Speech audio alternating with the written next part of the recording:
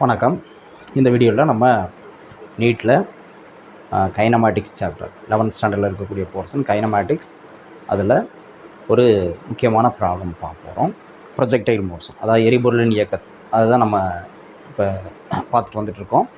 அதில் ஒரு இன்ட்ரெஸ்டிங்கான ப்ராப்ளம், நியூமரிக்கல் ப்ராப்ளம் சால்வ் பண்ணுவோம். கொஞ்சம் காம்ப்ளிகேட்டடாக இருக்கிற மாதிரி இருக்கும். அதை நம்ம தெளிவாக விளங்கிட்டோம் அப்படின்னா ஈஸி தான், புரிஞ்சுக்கிட்டால் எல்லாமே ஈஸி தான். இந்த ப்ராப்ளம் போகிறதுக்கு முன்னாடி என்னென்னா, நம்ம இப்போ நம்மளுக்கு தெரியும் +2க்கு எக்ஸாம், பப்ளிக் எக்ஸாம் வந்து ஸ்டார்ட் ஆகி நடந்துகிட்ருக்கு. அதனால் இப்போ +2 பப்ளிக் எக்ஸாம் எழுதிட்டுருக்கிறவங்க, அதே நேரத்தில் நீட்டு எக்ஸாம் எழுதணும் அப்படின்ட்டு இருக்கிறவங்க இப்போ நம்ம கிளாஸஸ் வந்து பார்க்க முடியாது. இதை நீங்கள் பார்த்துட்டு நீங்கள் வந்து டென்ஷன் ஆக வேணாம். நம்ம இதெல்லாம் பார்க்க முடியலையே அப்படின்ட்டு டென்ஷன் ஆக வேணாம்.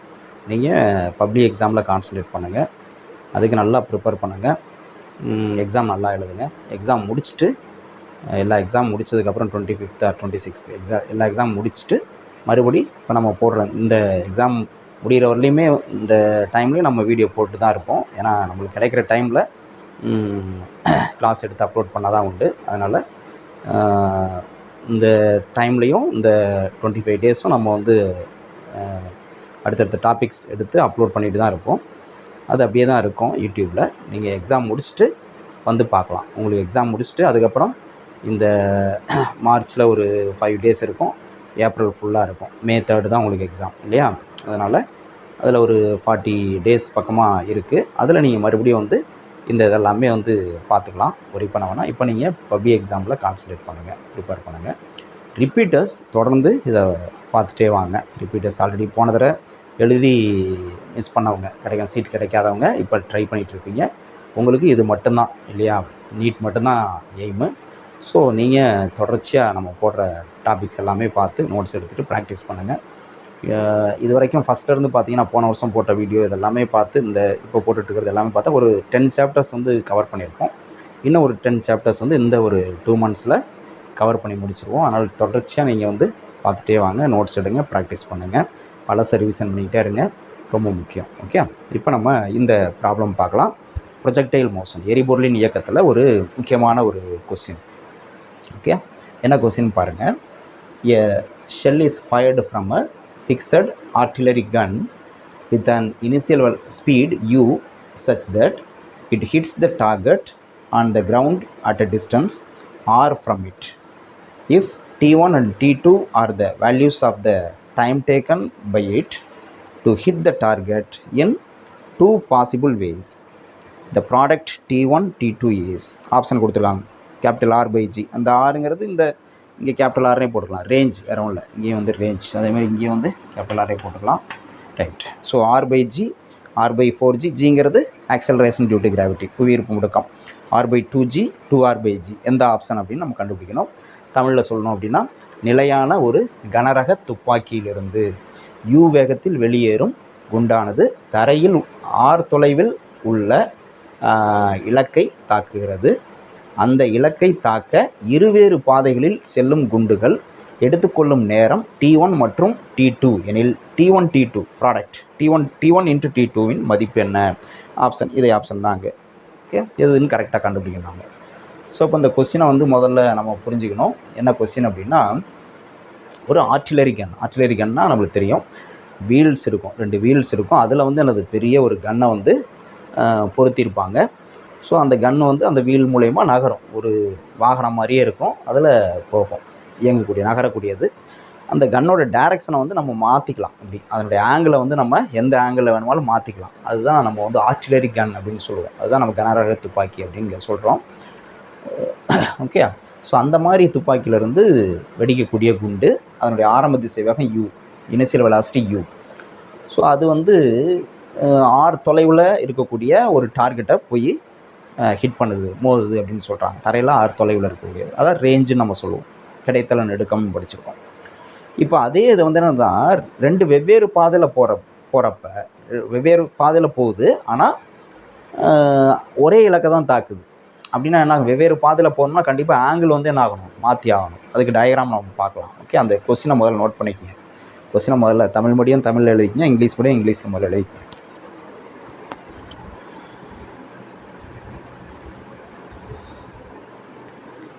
இப்போ நம்ம அந்த ப்ராப்ளத்தை பார்ப்போம். அதாவது இப்போது இந்த பாயிண்ட்லேருந்து இதுதான் கன் பாயிண்ட் அப்படின்னு வச்சுக்குவோம். என்ன சொல்கிறாங்கன்னா ஆர் தொலைவில் இருக்கக்கூடிய டார்கெட்டை தாக்குதுன்னு சொல்கிறோம். இந்த டிஸ்டன்ஸ் வந்து ஆர் அப்படின்னு வச்சுக்கோங்க. இதுதான் ரேஞ்ச், ஹரிசாண்டல் ரேஞ்ச் அப்படின்னு சொல்லுவோம், கிடைத்தல நெடுக்கம். இப்போ வேறு வேறு பாதை அப்படின்னா இப்போ ஒரு குறிப்பிட்ட ஆங்கிள் இந்த ஆங்கிளில் ப்ரொஜெக்ட் பண்ணுறாங்க, எரிபொருளை தூக்கி எறிகிறாங்கன்னா, அதாவது குண்டை வந்து ஃபயர் பண்ணுறாங்கன்னா இது இப்படி போயிட்டு இப்படி விழுது, இது ஒரு ஆங்கிள். அதே வேறு ஒரு ஆங்கிளில் இது பண்ணுறாங்க, இப்படி ஒரு ஆங்கிளில் இது பண்ணுறாங்க. இதுவும் என்னதுன்னா இதோட ஹைட் அதிகமாக போகும், ஆனால் இதே டார்கெட்டை வந்து ரீச் பண்ணுதுன்னு சொல்கிறாங்க. இப்படி 2 டிஃப்ரெண்ட் பாத், ஓகே, இரு வெவ்வேறு பாதைகளில் பயணிக்குது. ஆனால் அதனுடைய ரேஞ்ச் வந்து என்னது ஒன்று தான், சேம் ரேஞ்ச் வந்து சேம். ஆனால் டைம் ஆஃப் ஃப்ளைட், பறக்கும் நேரம் வந்து என்னது வேறு. இதுக்கு வந்து இதில் போனால் T1, இதில் போனால் T2 நேரம் இருக்கிறதா வச்சுக்குவோம். அந்த T1 T2 அதனுடைய ப்ராடக்ட் என்னன்னு தான் இப்போ நம்ம கண்டுபிடிக்கணும். இது எப்படி புரிஞ்சுக்கிறது, என்ன கண்டிஷன் இது அப்படின்னா பார்த்தீங்கன்னா, இப்போ 2 வெவ்வேறு கோணத்தில் நம்ம வந்து ப்ரொஜெக்ட் பண்ணணும். இப்போ ஒன்று வந்து θ1 கோணம் வந்து என்னது எரிகோணம்னு சொல்லுவோம் இல்லையா, ஆங்கிள் ஆஃப் ப்ரொஜெக்ஷன் θ1 வச்சுக்குவோம். இன்னொன்று வந்து θ2, இந்த கோணம் வந்து இது வந்து θ1, இந்த கோணம் இருக்கு இல்லையா, இது வந்து θ2ன்னு வச்சுக்குவோம். இந்த கோணம் வந்து θ2. ஓகே, 2 கோணம் வெவ்வேறு கோணங்களில் எரியிறோம். இப்போது ரேஞ்ச் வந்து சேமாக இருக்கணும். இந்த கோணத்தில் எரிஞ்சாலும் இவ்வளோ தூரம் தான் போகணும், இந்த கோணத்தில் எரிஞ்சாலும் இவ்வளோ தூரம் போகணுன்னா என்ன கண்டிஷன் அப்படின்னா, இந்த 2 கோணமும் θ1 θ2 இருக்கு இல்லையா, இது ரெண்டும் காம்ப்ளிமெண்ட் டு ஈச் அதராக இருக்கணும். காம்ப்ளிமெண்ட் டு ஈச் அதர் அப்படின்னா ஒரு கோணம் இன்னொரு கோணுடைய நிரப்பியாக இருக்கணும். அதாவது θ2 வந்து எப்படி இருக்கணும்னா, அதாவது θ1 + θ2 இது ரெண்டுடைய கூடுதலை வந்து 90 டிகிரியாக இருக்கணும். இதுதான் கண்டிஷன், இது தெரியணும். θ1 + θ2 வந்து 90 டிகிரியாக இருக்கணும். ஸோ θ2 என்னது, θ2 இஸ் 90 டிகிரி மைனஸ் θ1 இருக்கணும். இதுதான் கண்டிஷன். ஓகே, இதுதான் they are complement to each other அப்படின்னு சொல்கிறது. θ2 வந்து complement to θ1 or θ1 is complement to θ2ன்னு அர்த்தம். இதுதான் அது மீனிங். இப்படி இருந்தால் மட்டும்தான் இந்த ரேஞ்ச் வந்து ஒரே மாதிரி வரும். அது எப்படி இப்படி இருந்தால் ரேஞ்ச் ஒரே மாதிரி வரும் அப்படிங்கிறத நம்ம வந்து பார்க்கணும். அது எப்படி, அதை முதல்ல ப்ரூவ் பண்ணிடுவோம். இதெல்லாம் தெரிஞ்சுக்கணுங்கிறதுக்காக. எப்படி அது வந்து கான்செப்ட் தான். ரேஞ்ச் வந்து சேமாக இருக்கணும்னா இந்த 2 கோணமும் ஒன்றுக்கு ஒன்று காம்ப்ளிமெண்ட்டாக இருக்கணும். காம்ப்ளிமெண்ட்னா என்ன மீனிங் சொல்லியிருக்கேன். அது எப்படி காம்ப்ளிமெண்ட்டாக இருந்தால் எப்படி வந்து ரேஞ்சு சமமாகுதுங்கிறத இப்போ நம்ம பார்க்கலாம். அது இந்த ப்ராப்ளத்தை ப்ரூவ் பண்ணி காமிக்கணும்னு அவசியம் இல்லை, நம்ம புரிஞ்சுக்கிறதுக்காக. ஓகே, அதை ப்ரூவ் பண்ணி காமிக்கிறேன். எப்படின்னா, இப்போ ரேஞ்சுக்கு வந்து நமக்கு ஃபார்முலா என்ன, ஹரிசாண்டல் ரேஞ்சுக்கு வந்து நம்ம ஃபார்முலா படிச்சிருக்கோம். என்ன ஃபார்முலா, இனிஷியல் வெலாசிட்டி இல்லையா, இனிஷியல் வெலாசிட்டி யூன்னு வச்சுக்குவோம், இன்ட்டு sin 2θ/g. இதுதான் வந்து ஃபார்முலா இல்லையா, இது ஃபார்முலா நமக்கு. இப்போது 2 ஆங்கிள் எடுத்துவோம். ஃபஸ்ட்டு வந்து r = u sin 2θ1. ஓகே, 2θ1. இப்போ இது என்ன வரும் பாருங்க, g இப்படி எழுதலாம். r = u sin 2θ1 நம்மளுக்கு தெரியும், என்னது 2 sin θ cos θ. இப்போ 2 sin θ1 cos θ1 அப்படின்னு வந்துடும், gன்னு வந்துடும். ஓகே, இது வந்து ரேஞ்ச் r1 வச்சுக்கோம், r1. அடுத்து r2 = அதே இனிஷியல் வெலாசிட்டி சேம் தான், ரெண்டுமே சேம் ஸ்பீடில் தான் எறிகிறாங்க, ஃபயர் பண்ணுறாங்க. அப்போ u sin 2θ2 sin 2θ2. ஓகே, அப்போ இதை எப்படி எழுதுவோம், g. அப்போ r2 = u இன்ட்டு இதையும் அதே மாதிரி 2 sin θ2 cos θ2 gன்னு எழுதுவோம். ஓகே, இப்படி எழுதலாம். இப்போது இந்த θ2 நம்ம என்ன சொன்னோம், 90 - θ1 சொல்லியிருக்கோம். இங்கே சப்ஸ்டிட் பண்ணுவோம். r2 = u/g 2 sin θ2க்கு பதிலாக என்ன பண்ணணும், 90 - θ1. அப்போ 90 - θ1, 90 டிகிரி மைனஸ் θ1. cos θ2க்கு பதிலாக என்ன பண்ணணும், 90 - θ1. ஓகே, g போட்டாச்சு. இப்போ இது என்ன வரும்னு பார்ப்போம். இங்கே எழுதுகிறேன். r2ஓட வேல்யூ என்ன வரும்னா, r2 = u into 2 sin 90 - θ1 cos θ1 ஆகிடும்.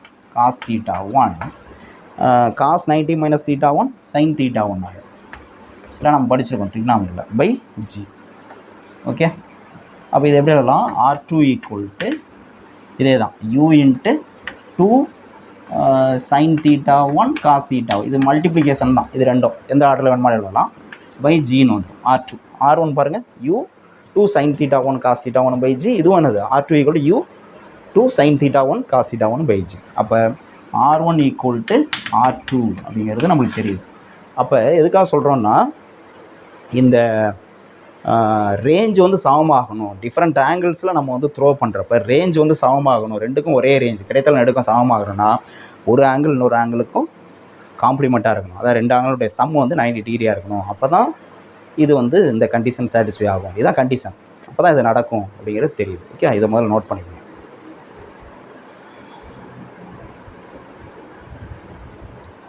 ஒரு சின்ன மிஸ்டேக்கு, இந்த ஃபார்முலாவில் வந்து நமக்கு ஸ்கொயர் வரும். யூ ஸ்கொயர், இது எல்லாமே யூ ஸ்கொயர்,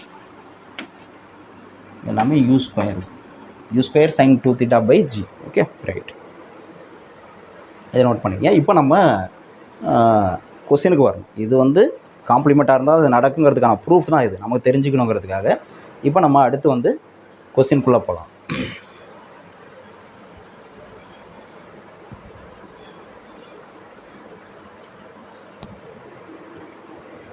ரைட், இப்போது ரேஞ்சிங் ஃபார்முலா இதுதான், u square sine 2 theta by g. இது அப்படியே இருக்கட்டும்.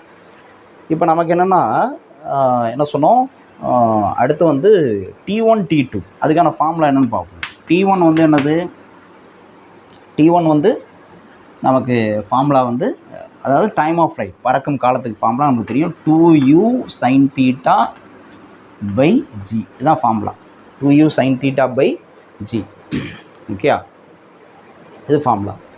அதே மாதிரி T2க்கு வந்து என்ன ஃபார்முலா எழுதலாம், 2u சைன் இது வந்து தீட்டா 1, இது வந்து என்னது தீட்டா 2 பை ஜி அப்படின்னு எழுதலாம். ஓகே, இப்படி எழுதலாம். இது ஜென்ரல் ஃபார்முலா, டைம் ஆஃப் ஃப்ளைட்டுக்கு ஃபார்முலா, பறக்கும் காலத்துக்கு ஃபார்முலா, இங்கேருந்து இங்கே வரதுக்கு ஆகக்கூடிய காலம் ஃபார்முலா தெரியும். 2u sine theta by g. இப்போ T1னா 2u sine theta 1 by g இப்படி எழுதலாம். ஓகே, இப்போது நம்ம என்ன சொன்னோம், தீட்டா 2ங்கிறது 90 மைனஸ் தீட்டா 1. இதை இங்கே சப்ஸ்டியூட் பண்ணுவோம். என்ன வரும், T2 equal to 2u into sine theta 2 பதிலாக 90 degree minus theta 1 by g. அப்போ என்ன ஆகும், T2 equal to 2u into sine 90 minus theta 1 cos theta 1. அப்போ காஸ் தீட்டா 1 டிவைட் பை ஜின்னு ஆகிடும். ஓகே, இப்படி வந்துடும். ஓகே, இப்போது நமக்கு பாருங்கள் T1 இங்கே இருக்குது, 2u sine theta 1 by G. T2 வந்து 2u cos theta 1 by g. Question என்ன கேட்டாங்க, T1 இன்ட்டு T2 தான் கேட்டுருக்காங்க. அப்போ ப்ராடக்ட் பார்ப்போம், என்ன வரும் பாருங்கள். ப்ராடக்ட் என்ன வரும், T1 into T2 equal to T1 என்னது 2u sine theta 1 by g. அதை எழுதிக்குவோம். 2u sine theta 1 by g into இருக்குங்க. T2 என்னது 2u cos theta 1 by g. இது மல்டிப்ளிகேஷனில் இருக்குது. 2u cos theta 1 by g ரெண்டு மல்டிப்ளிகேஷன் இருக்குது. அப்போ மல்டிபிள் பண்ணால் என்ன வரும் பாருங்கள், என்ன வரும், 2 இன்ட்டு 2 4 இல்லையா, 2 இன்ட்டு 2 4. அது அப்படியே இருக்கட்டும், 2 இன்ட்டு 2னே இருக்கட்டும். u இன்ட்டு u ஸ்கொயர்ட் ஆகும், u ஸ்கொயர். அடுத்து sine theta 1 cos theta 1 sine theta 1 cos theta 1 divided by g into g square இப்படி வந்துடும். ஓகே, இப்போது இது எப்படி எழுதலாம் உங்களுக்கு தெரியும், 2 இன்ட்டு 2 அப்படியே இருக்கட்டும், 2 into 2 u square by g இருக்கட்டும். இந்த பாருங்கள், இந்த 2 சைன் தீட்டா 1 காஸ் தீட்டா 1 அது வந்து என்ன சொல்லலாம், 2 சைன் தீட்டா காஸ் தீட்டாவை சைன் 2 தீட்டான்னு எழுதலாம். அப்போ நம்ம என்ன எழுதலாம், இந்த 2 சைன் தீட்டா 1 காஸ் தீட்டா 1 அதுக்கு பதிலாக சைன் 2 தீட்டான்னு எழுதலாம். அப்போது சைன் 2 தீட்டா 1 அப்படின்னு எழுதலாம் பை ஜி ஸ்கொயர். சாரி, இங்கே ஜி ஸ்கொயர் இருக்குது, G square G into g square. Okay, அப்போது இங்கே வந்து என்ன வரும் பாருங்கள், இங்கே வந்துடுவோம் ஆர், ஏன்னா ஆரோட கம்பேர் பண்ணி தான் நம்மளுக்கு ஆப்ஷன் கொடுத்துருந்தாங்க. U square sine 2 theta by G. Okay, இது எப்படி எழுதலாம், 2 into u square sine 2 theta 1 by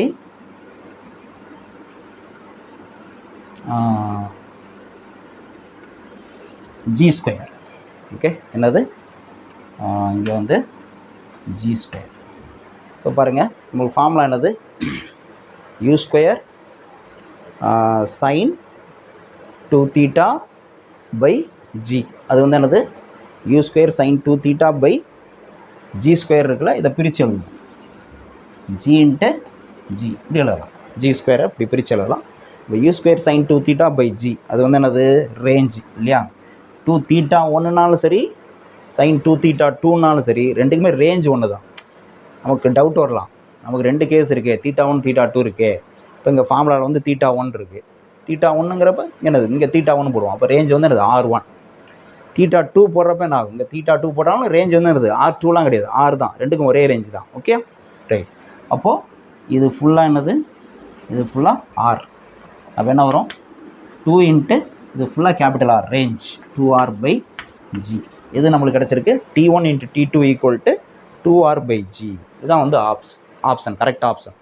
okay, அப்போ ஆன்சர் என்னது, T1 into T2 equal to 2R by g தெரியும். ஸோ இந்த கான்செப்ட் நம்மளுக்கு தெரியணும்.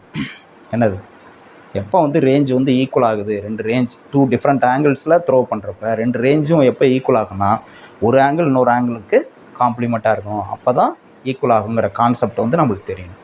அது தெரிஞ்சினா போதும். அந்த ரெண்டு ஃபார்முலா தெரியும். ரேஞ்சுக்கு என்ன formula, u square sine 2 theta by G. Time of ஃப்ளைட்டுக்கு என்ன formula, 2u sine theta by G அப்படிங்கிற ஃபார்முலா வந்து தெரிஞ்சதுன்னா இது வந்து சால்வ் பண்ணிடலாம். ஓகே, ரொம்ப இன்ட்ரெஸ்டிங்கான ஒரு ப்ராப்ளம். இது வரலையும் இருக்கட்டும். அடுத்த ப்ராப்ளத்தை அடுத்த வீடியோவில் நம்ம பார்க்கலாம். Okay, thank you.